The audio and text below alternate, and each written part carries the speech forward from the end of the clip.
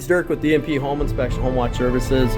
What we've been doing lately is a lot of pre-drywall inspections, and it's really important to have these because of things like that.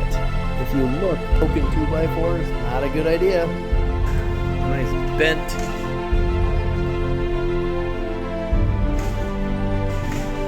truss.